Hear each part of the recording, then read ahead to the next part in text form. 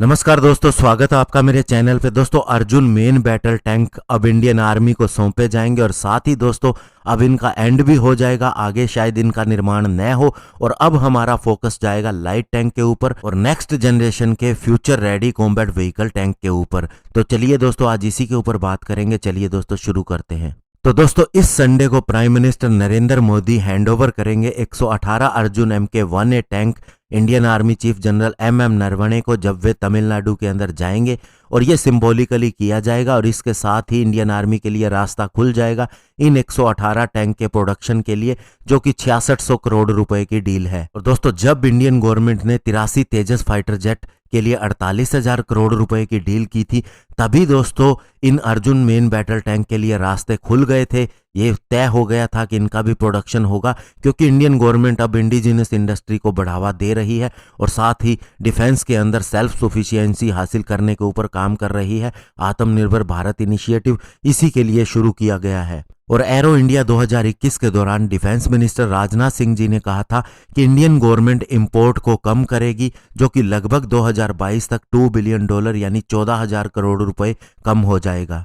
दोस्तों, अर्जुन टैंक को DRDO की combat vehicle research and development establishment ने तैयार किया है, डिजाइन किया है और DRDO चेयरमैन सतीश रेड्डी पहला Arjun MK-1A tank prime minister Narendra Modi ji को सौंपेंगे। इस टैंक का प्रोडक्शन OFB यानी ऑर्डिनेंस फैक्ट्री बोर्ड की हैवी व्हीकल फैक्ट्री अवार्डी बनाएगी और पहला बैच, जिसके अंदर 5 मेन बैटल टैंक शामिल होंगे, कॉन्ट्रैक्ट होने के 30 महीनों के बाद में ही डिलीवर कर दिए जाएंगे। और आर्मी के पास अभी 124 अर्जुन मार्क 1 टैंक की 2 रेजिमेंट है, जो कि राजस्थान के अंदर लगाई गई हैं। नवंबर मंथ में प्राइम मिनिस्टर नरेंद्र मोदी जी ने अर्जुन टैंक को लोंगेवाला के अंदर राइड किया था और दिवाली को भी वहीं पर ट्रूप्स के साथ में मनाया था। और दोस्तों, combat vehicle research and development establishment यानी CVRDE ने इस टैंक को, जो अर्जुन मार्क 2 है, डेवलप कर लिया था 2 सालों के अंदर ही 2012 में। और 6600 करोड़ रुपए का ऑर्डर जो 118 टैंक के लिए था, इसे DAC ने 2014 के अंदर ही क्लियर कर दिया था,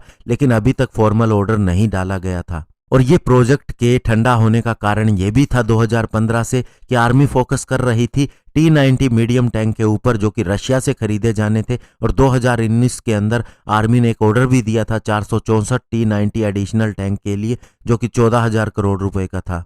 और दोस्तों, अर्जुन मार्क 2 को भी बाद में रीनेम कर दिया गया था 2018 में अर्जुन मार्क 1A के नाम से, क्योंकि आर्मी का मानना था कि अभी भी ये सारी रिक्वायरमेंट को पूरा नहीं करता। इसके अंदर अभी मिसाइल फायर करने की एबिलिटी नहीं है, जो कि दोस्तों इसकी मेन गन से होती है, लेकिन 2020 में इसने अपने सारे ट्रायल पूरे कर लिए हैं। लेकिन दोस्तों, DRDO ऑफिशियल का भी ये मानना है कि ये 118 टैंक के ऑर्डर के बाद में ये इन टैंकों का लास्ट ऑर्डर होगा, जो कि 68 टन के अर्जुन टैंक के लिए है। इसके बाद आर्मी फोकस करेगी लाइट टैंक के ऊपर, स्पेशली जो चाइना के साथ स्टैंड ऑफ चला है, वहां हमें इसकी जरूरत महसूस हुई है। अब आर्मी चाहती है कि लाइट टैंक जो कि 20 से 25 टन के हो और मीडियम टैंक जो कि 30 से 50 टन के हो, ऐसे टैंक इंडियन आर्मी को दिए जाएं। और इसका कारण ये है कि ये बहुत ही ज़्यादा एडवांटेज के साथ में आते हैं और मल्टी स्पेक्ट्रम के लिए होते हैं। इनकी डिप्लॉयबिलिटी, एम्प्लॉयबिलिटी, कैपेबिलिटी अलग अलग टेरिन के हिसाब से बहुत ही सूटेबल होती है। और चाइना के साथ स्टैंड ऑफ होने से पहले ही आर्मी सोच रही थी कि हमें लाइट और मीडियम टैंक चाहिए, क्योंकि अर्जुन टैंक को वहां पर ले जाना बहुत ही हार्ड है। लाइट टैंक को कहीं से भी उठा के एयर ट्रांसपोर्ट करके भी वहां पर ले जाया जा सकता है और माउंटेनियस एरिया के अंदर भी ये सुटेबल रहते हैं। और चाइना ने जब से अपना टाइप 15 लाइट टैंक लाया है, तो उसके बाद से इंडिया को इसकी और भी ज़्यादा ज़रूरत महसूस हुई है। और जहाँ तक दोस्तों फ्यूचर आर्म्ड व्हीकल की बात है, तो इनकी भी आजकल ज़रूरत है, स्पेशली दोस्तों मॉडर्न वारफेयर को देखते हुए।